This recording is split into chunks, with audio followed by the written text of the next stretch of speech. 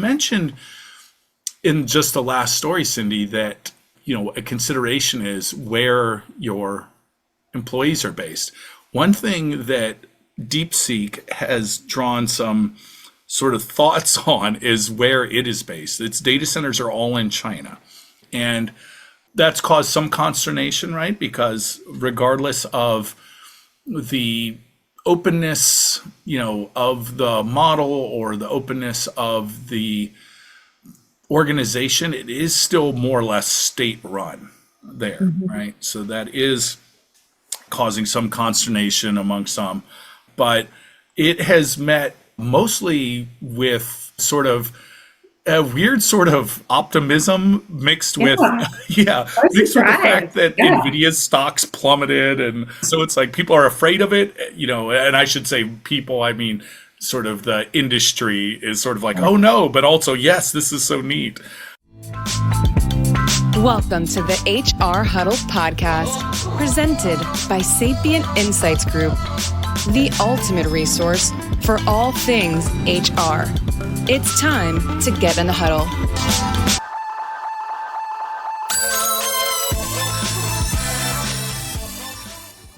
Hello, and welcome everyone to Spilling the Tea on HR Tech, where we focus on the hottest HR tech news everyone needs to know to be in the know.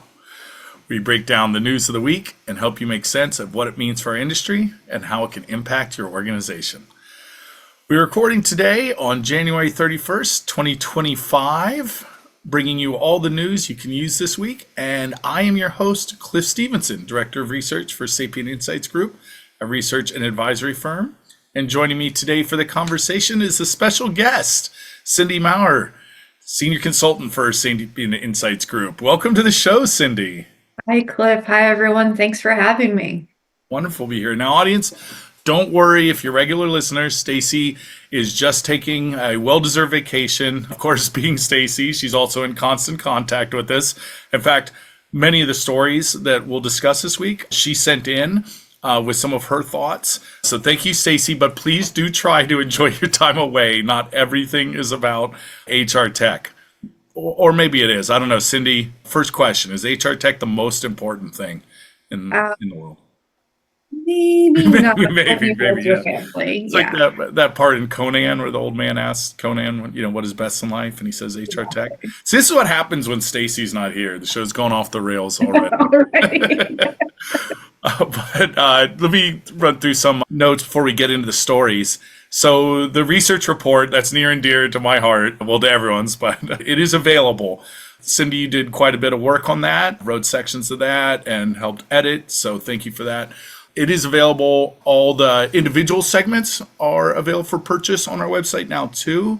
If you don't want to read 248 pages, but I don't know why you wouldn't, because we've already established it's very important. The new strategy cohort education series, or I should say the new cohort education series focusing on strategy, HR system strategy, will begin in March. We are running out of space quickly, so please jump on that if something you'd be interested in, talking about building an HR system strategy. And then a few travel notes. Stacy will be traveling not on vacation, and you can go see her in Scottsdale, Arizona at two different times. If you're going to be in the area in January, she will be there the last week of January. And then back in February, early February, she'll be there. So drop us a line. That's Stacy at Sapient Insights Group, or you can reach out directly to this podcast.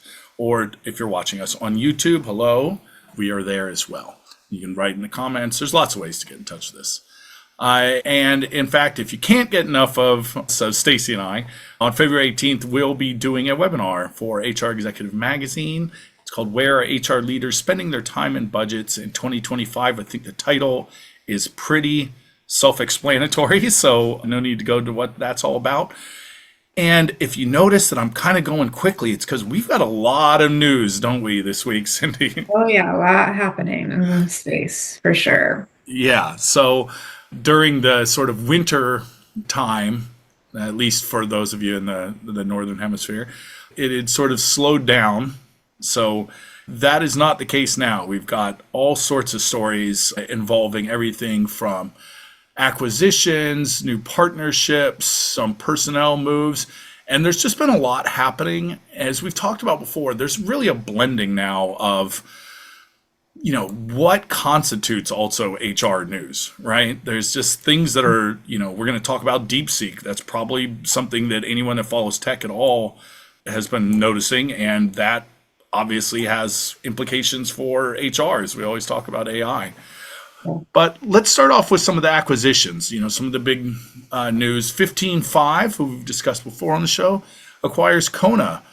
Speaking of AI, it's a manager effectiveness coach powered by AI.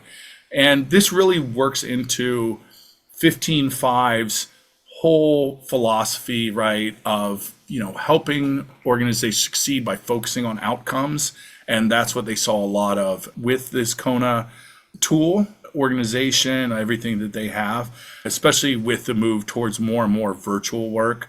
They understand that that's going to be not just a remnant of the COVID years, but instead an ongoing issue or just way we do business, right? And so how do you help people navigate that new world? Cindy, you and I both work remotely, so you get this issue directly. Absolutely. And I think people want this experience, whether you're a frontline employee or a leader or an executive. You want to be able to do your learning when you want, whether that's on the subway, in your home office, or in a workspace. So I think that it just really enables everybody to do that through this acquisition for sure. Yeah. And then when we talk about sort of the integrations, the partnerships, we had two over the last 2 weeks from Nayya, one with bswift and one with Workday. Now, bswift's pretty interesting because I know, Cindy, you've been working a lot with some of these providers in this space, right? With the sort of benefits world, you've been pretty deep into that. Yeah. And I should mention, listeners, viewers, that Cindy's job with us really involves directly working sort of on the ground, is often at locations with our clients doing the sort of work. So I really, when talking to Stacey and I was like, this is perfect because Stacey and I will often talk about our backgrounds being in HR tech, right? And taking this news, not just from, here's all this data and we're going to put it together and put it out, but what does that mean? Sort of as we were just talking about with 15.5, you gather data, but then how do you put it into place? So, that's one thing that I saw, these news coming out. I was like, this is something that directly, affects people as they're doing their jobs. And I would love to hear your thoughts on how this will work. So a lot of this integration that Nayya is bringing in, found that it really affected sort of end users directly, right? Some of the stats that they provided were that 72% of Nayya users found that with this integration, it helped them find the right balance of cost and coverage. 88% said it made their benefits decision easier. Anyone who's gone through the sort of benefits selection process can relate to that. Incredible stats, right? And it's one of those things, as from an employee experience perspective, right? You think about it, you do it, and then you forget about it for a whole entire year until open enrollment.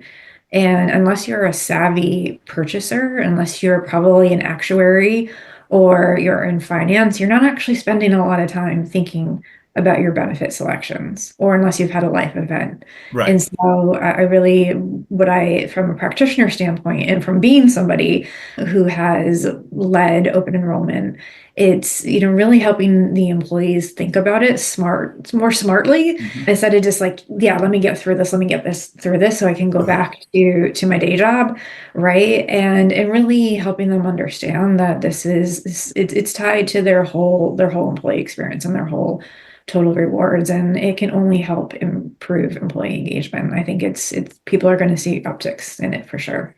Yeah, that's a wonderful point, is that this is part of the employee experience. And that's something that we're starting to see really over the last 2 years, is organizations and solution providers especially thinking about how to take what used to be these sort of maybe not day to day, because certainly benefit selection isn't a day to day thing, but things that were sort of transactional in HR, right? The sort of things like, here's your payroll check, or here is, do your benefit selection. Instead, make that part of improving and creating an employee experience. So obviously that was also part of Nayya's thought process likely when also partnering with Workday. And a lot of that is in the same sort of space, right? Really helping on some of the Workday existing products with these integrations. So things like benefit selection, which choose in Workday, claims, retirement and leave, that will all be integrated with Nayya. So again, trying to just kind of make things easier for the end user and improve the employee experience, not just efficiency, but effectiveness. And having more confidence in those selections, whether you're just early in your career, mid-career, just having that confidence, right? And I know you and Stacey have chatted a lot about seeing more focus on overall workplace well-being. The more that they can have higher employee satisfaction and confidence in their choices, I think there's going to be a direct impact to retention and overall employee well-being as well, because they made better, smarter, more informed choices for sure. Absolutely. And speaking of Workday and actually employee experience, Workday has rolled out now AI-powered skills intelligence platform. So this takes TechWolf's sort of in the flow of work type of skills management, not just, building a library, but actually putting them front and center so you could see suggested skills as you were going, right? And you can start thinking about what is needed, where you can grow, finding those gaps and helping adjust those, day to day, maybe hour to hour, minute to minute, really taking that idea of skills and not just here's a library and a taxonomy and, matching those sort of things up and seeing what you have now, but making it part of to bring up what's becoming a theme, the employee experience, right? Yeah, absolutely. And I'm going to quote you, Cliff. I know you always jokingly say, we have to talk about HR and AI. I think 2025 is going to be all about HR talking about skills and managing skills as well. And I think that this is going to be really interesting to watch to see how this has a direct impact to Workday and their employees and helping them improve and manage their skills and their talent management for sure. Yeah. It's also really interesting to me because when we talk about companies like Nayya and 15.5, they've been around, but I'd still say they're up and coming, they're growing, they're not as a well-known brand as Workday. So it's pretty interesting to me to see Workday continue to sort of push the boundaries and add on and not just stay with what they have, but really still keep thinking about what are the areas we can help improve in people's lives, stay on touch with what's kind of the new things that are coming up, new tech, and putting those into place for people. So that's, I think, good to see. Yeah, really wonderful. And believe me, Cindy, we're going to get our legal obligations for AI in this one. We're going to be talking about some big news that probably many of our listeners have heard of. But let's also talk about some of the personnel moves. I really like to see, people moving up, kind of moving around in the industry. So Elaine Euler announced this week that she will be the new Chief Strategy and Product Officer at Match2. So, that's really amazing. She has come out of the talent acquisition space, which is also where I had come from, not directly with her, of course, but, an area I know well. So, spending a long time sort of being sort of that Cindy job of being on the ground and doing the work. That's a wonderful person, I think, to bring into a leadership position as someone who has spent quite a bit of time understanding how these technologies work. That's a great set of skills to tie Yeah, the she last has story that to. real life. She can bring the pain points in. She can bring the end user experience in, and really continuously help the organization create better product, better experiences for their customers. Yeah, I'm excited to see where she'll grow that organization. And speaking of leaders and of Workday, Carl Eschenbach, CEO of Workday, mentioned that there's going to be a new agentic AI model dropping in just about 2 weeks, February 11th. So it was a little vague on it, put up a flyer sort of announcing it. We've talked about this agentic AI idea before, right? The AI agents, in fact, so much so that people are thinking about classifying them as employees, possibly tongue Yes. in cheek. Oh yeah, I really remember that a few months ago. Yep, but that chaos. Yep. Exactly. So this will be sort of the next sort of evolution, I think, as we start thinking about how we integrate and use AI, because the big challenge AI has had in reaching the sort of ubiquitousness that I think many of the companies, bring out AI projects would hope that they had reached.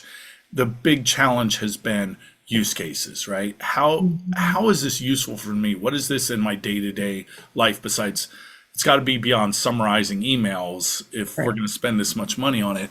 So this idea of like, okay, it's not just something you turn on and query or ask it to do a task, but instead is a semi-autonomous agent, to use the term, is I think something we're going to be seeing more of. And obviously it's still news breaking enough that the CEO is sort of doing some of the promotional work Yeah, for that. yeah. And really this mindset shift around, instead of thinking about being replaced, having it run along with you as an HR leader, practitioner in the HR space, right? How can it run along with you in your day to day, and just make a better, whatever it might be, talent, recruiting, total rewards, benefits, and really help you then to focus in on those more strategic things that you probably want to be doing, but Right. you have all of these other tactical things that probably are getting in the way of you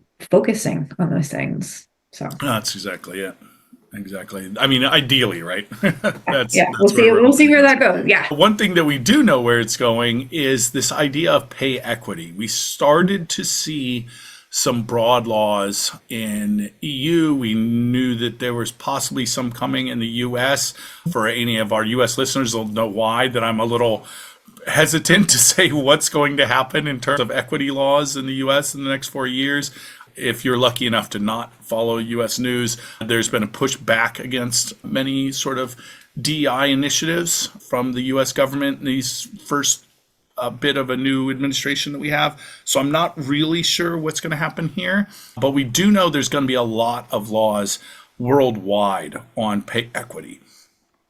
So this came from a good friend of the show, Heather Bussing, that's great to follow for anything employment news. And she's summarizing a report that Ogletree put out, Ogletree being a global employment laws law firm. So a few of them that were great because it actually has some dates here. Italy is going to have new parental leave benefits on January 1st. Singapore also is expanding paternity leave benefits. China is implementing penalties for unequal pay in labor. Brazil and EU, we've talked about before, is going to be increasing their sort of oversight on gender pay equity, new reporting that's going to be starting now. The Middle East, including UAE and Saudi Arabia, protecting local nationals. It kind of goes on and on. Shout out to Australia for addressing discrimination against families that have suffered domestic violence. I think that's very important. And I also like to see Singapore looking at mental condition is a protected characteristic for anti-discrimination as well. So this whole spectrum of legal and governmental oversight and protection of all sorts of classifications that can sometimes run counter to the narrative that we might see in the US where it seems like some of these things are halted or being pulled back. Globally, that's not the case. Yeah. We're seeing across the board more and more protections, more and more understanding, more and more concepts of equity, especially when it comes to pay. That's going to impact a whole lot of people, especially as more and more organizations start hiring globally, right? Something you should be aware of. Exactly. It's those global orgs. And we've already seen so many very high cases, organizations be fined really extreme amounts of money for already compliance to already existing rules, especially in Europe. And so not surprised that they're even taking further steps to further say, hey, we want to really continue to focus on this, double down, make it more transparent, create more opportunity for folks to really have opportunity to, regardless of what's going on. And so this is one I'm really interested to keep watching and see where or where not the US may or may not shift. Yeah. And I think regardless, it's good to be aware of these things because, as I said, many organizations and smaller than ever before organizations are getting into global hiring or hiring people, at least that are outside of, let's say, the US, if you're US based. And that means you do have to comply with those countries' laws. A lot of, especially Europe, you have one person here. A lot of some of those countries can consider you have established a presence and you have a legal entity. So really, and nuances to consider and regulations that these companies will have to figure out. Yeah. So this is, I think, probably the biggest news. Often, we're sort of in the weeds of a lot of HR stuff, but regardless of how connected you are to HR tech news, you probably at least heard the term DeepSeek. As was posted, Armin, I think, said, DeepSeek was all the rage this weekend. That was from Armin Berkeley, who's the CTO of BetterUp. So, he was kind of doing a summary of it, but I think that the broad points have mostly been covered in the media, right? It's a Chinese run AI. It was trained for massively less money than it cost. Yeah. I think I'm trying to find the exact number in the news, but I think it was around 55 million or something like that, but it was 95% cheaper or 45% less to train. Is what it was. 45 times less training and 95% cheaper to use for customers, right? So the idea being that, you can get all the functionality of, let's say, an OpenAI from a much cheaper source. Now, you mentioned in just the last story, Cindy, that, a consideration is where your employees are based. One thing that DeepSeek has drawn some sort of thoughts on is where it is based. Its data centers are all in China. And that's caused some consternation, right? Because regardless of the openness, of the model or the openness of the organization, it is still more or less state run there, right? So that is causing some consternation among some. But it has met mostly with sort of a weird sort of optimism mixed with mixed with the fact that Nvidia's stocks plummeted, and so it's like people are afraid of it, and I should say people, I mean sort of the industry is sort of like, oh no, but also yes, this is so neat, which I find fascinating. So I would say the optimistic take is that it'll be a cheaper, less resource intensive way to use AI. I would say that the more realistic take, I would quote some from The Verge, the website The Verge. They did a pretty good summary as well. Their sort of last sentence in this is the race for artificial general intelligence is largely imaginary. That's a lot of what DeepSeek is sort of going for. Money, however, is real enough. DeepSeek has commandingly demonstrated that money alone isn't what puts a company at the top of the field. So, I think that's a big part of it. It's really shook up how much does it cost and, to be effective. Most of the people I know that have used it have said, yeah, it's doing better at getting you sort of real answers and creating things. That's still not great when you need 100% Right. accuracy, Right. but it is better. Now, I think there's a little smoke and mirrors here because we really don't know how it was developed. We don't know how the data is being used. We don't know how much of this is sort of not just hype, but deliberately designed to disrupt American industries. There's a lot going on in this, but I do think it has implications for HR. We're not just here to talk about tech, but HR tech.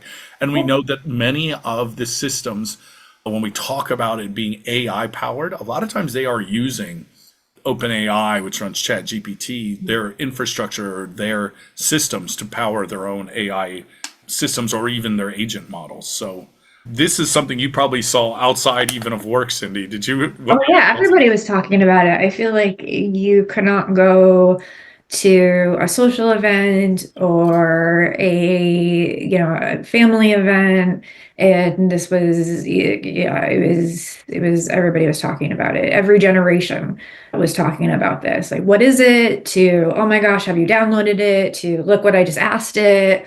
For sure, yeah. Yeah. And you might go to different social events than I do, I guess. Very, very intellectual bunch. I think everyone else is talking about football or something at the ones I went to. But no, you're right. It is in all the news. So, it'll be one of those things. I think our sort of take on it, and I should say a Sapient Insights Group, we just like to look at the data. It'll be interesting to see this year, as always, what is the uptake of using these AI and machine learning models.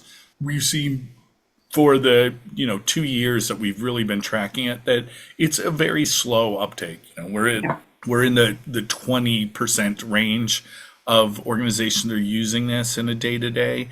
I'm going to estimate it's not going to be much more than a low 30% now. I don't think we've quite All right, we're crossed gonna that put it in the threshold. time capsule, Cliff, in a year. We're Yeah, gonna that's right. look That's off right. and see how you did. Yeah, we'll see how it goes. Me talking about it probably doesn't help, but I don't always have to be right. I'm just saying that HR in general tends to be a little hesitant to use it for a lot of the reasons that we mentioned before. There's a lot of regulations around these sort of things.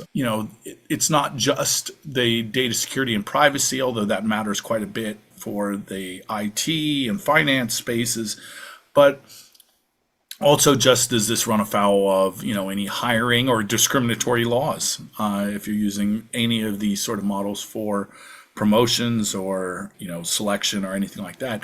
There's a lot that is causing people some pause and sort of let's see. But I think there will be a threshold where we might see more and more people using it. I think it'll always be on a sort of use case. I don't think it'll end up being something like Excel, where it's pretty much installed at every single organization. But Yeah, and I think culturally too, it's like where is a organization culturally? Are they more risk adverse? Are they an early adopter? And so that's going to come into play too, right? I can't see a financial services or an insurer being like, yeah, let's bring in DeepSeek right into our organization. But maybe your startup or your really seed organization that wants efficiency and needs to build very fast and have things produced very fast so that they can get funding might be more open to AI and generative AI and machine learning, right? absolutely. And I'd like to, wrap up on the last couple here. We mentioned earlier that there's been sort of a pause and rollback here in the U.S., especially about DEI. So Stacia, another friend of the show here, Oh, Stacia good friend of Maurer, the show, yeah. she had posted some sort of thoughts and some sort of summary of everything from the executive orders that were rolled out in the last 2 weeks, really just the last week, on anything that would impact sort of HR and your work life, and sort of summarizing everything that's there, because there can be a lot. It can be overwhelming. So if you go over to Stacia Gar, and we'll put links in the notes as well, and look at that. It might help you summarize, so it can sometimes seem a little overwhelming. But she also puts out some points, and I just want to kind of go through those because it might be helpful. So, she's kind of looking at some assumptions based on the executive orders. One is from the direct language that was used in the executive orders, that there's been, quote, pernicious discrimination that has prioritized how people were born instead of what they were capable of doing. And she points out that the legal protections for EOC have been in place for decades, so that assumption seems inaccurate, meaning it's been around for so long that if that were the case, then we probably would see sort of a halting of discrimination, or we would see a sort of level of equity that we're not seeing. And in fact, that these regulations were meant to address a separate issue, being discrimination, and that was what their primary factor is, and that it would be very hard to sort of roll that back because the assumption is just off. Right. There's also this idea of, quoting again from the executive orders, illegal private sector DEI preferences, mandates, policies, programs, activities. But again, all these policies were from regulations, so by their very nature, they cannot be illegal, which is a good point. So it's going to be hard to sort of figure out which of those policies are quote unquote illegal if they come from our legal system. So what we're saying is that what she's saying is that it seems to be unenforceable in many cases. So a bit of a scare tactic, possibly. That's my take on it. So there, again, I would go through there. There's a lot. It can be overwhelming. So it's nice to kind of have a summary and think about how this is going to affect us, because I think that's been my number one question that I've received is, what does this mean for me? If I'm going into work tomorrow, what do I need to do differently? My advice is carry on. Don't comply in advance to anything that hasn't actually been mandated, and wait to see what your organization does. As always in HR, defer to legal. Exactly. That's where I was going to go. And if when in doubt, reach out to your legal counsel, whether it's internal or external. And I think you're spot on, Cliff, with your point of, if some of this is maybe not enforceable, and why you see some really other big logos saying, yeah, we're not going to change, and we're going to keep continuing on as we are, and publicly saying that. And so more to come, right, on that. And yeah, absolutely, just when in doubt, please reach out to your legal counsel and whoever that might be. Yeah. And now this is an interesting timing on this, but this post came from Jenny Stojakovic, who does Woman Founder Wednesday. We've mentioned this before on the show, this sort of column that she does on LinkedIn. And this week it was Safra Katz, who is the CEO of Oracle. So amazing story, but also there's going to be some relation to AI here too. It's going to be relation to AI, women in leadership, everything. It really ties it up. So good job, Jenny. I know you weren't specifically thinking of our show, but thank you for doing that. Or maybe you were, in which case, great. But yeah, she was born in Israel to Romanian refugees and then immigrated to the US as a child. So, amazing backstory. Joined Oracle, senior vice president in 1999, 2004, she was president. And in 2005, she was the one who led the $10.3 billion acquisition of PeopleSoft. So absolutely amazing story, if you remember that. She became CFO, then co-CEO in 2011, and then finally sole CEO in 2019. And then just, last week, probably 2 weeks ago, by the time you're hearing this, she got funding with and worked with SoftBank and OpenAI, and has invested $500 billion with a B in AI. Doing this Stargate partnership with the U.S. federal government that's going to create a bunch of data centers, over 100,000 jobs. Basically, it's AI infrastructure, if we want to think about it like that, and the biggest of that sort of realm, which I know is kind of a new area. It's like those Guinness records that are like, largest ball of yarn made of cat hair. And it's like, I didn't know there was one, but yeah, that's the biggest one. But still, this idea of AI infrastructure is pretty wild, and something that would have, been just science fiction a few years ago, and now is, 500 billion investment, job creation, and just really amazing work. And wanted to highlight her because generally when you think of Oracle, you think of Larry Ellison, who's actually the chairman, not the CEO, and is sort of the more recognizable face. But shout out to her and all the credit. So.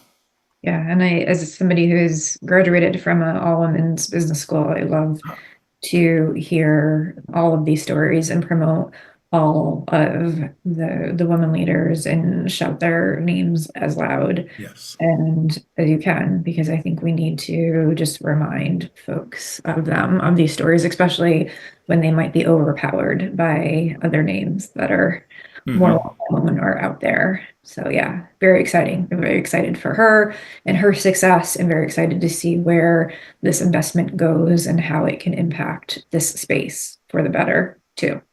Yeah. Well said. I think that's a good wrap up. So, Cindy, thank you so much. Thank you. Yeah, it's been really wonderful having you. And I also want to talk about a few other things as we're sort of closing out. As I mentioned earlier, the annual HR Systems Survey report is available. It's on our research marketplace. As we said, you can also kind of get the segments if you're just interested in specific areas that you work in. Anything from payroll. It could be as broad as strategy. It could be just rewards and recognition. We have that in the talent section. So take a look at that. It was massive this year. It's going to be even bigger this year. We're talking, we had over 200 solution providers. We talked over 6,000 HR practitioners. Again, love to hear from those of you doing the work. As this survey starts to launch, you listeners, you're going to hear me plead and beg and cajole you into taking the survey, because that's where we get all this data. We like to kind of just sort of say what's happening and put out the data that's out there. We do our analysis, but we wouldn't be able to do that if it weren't for the information you provide. You can also sign up for our newsletter if you want to get sort of the ongoing updates on what's happening out in the world, and with that survey and any of the research launches, where we're going to be, and stay tuned to that. You can also stay tuned to our sister HR Huddle podcast, HR We Have a Problem, that's hosted by CEO Terry Zipper. And if you'd like to help support either of the podcasts, please subscribe, leave a rating, leave a review. If this is YouTube, click like, subscribe, all that sort of stuff. And you can stay up to date with immediate breaking HR tech news and get all behind the scenes content. You can follow us at Sapient Insights on LinkedIn. And each of us individually I don't think we're doing much on Twitter/X anymore, but I am on Blue Sky. Cindy, where can they reach you? I am on LinkedIn primarily, so please find me on LinkedIn and connect. Yeah.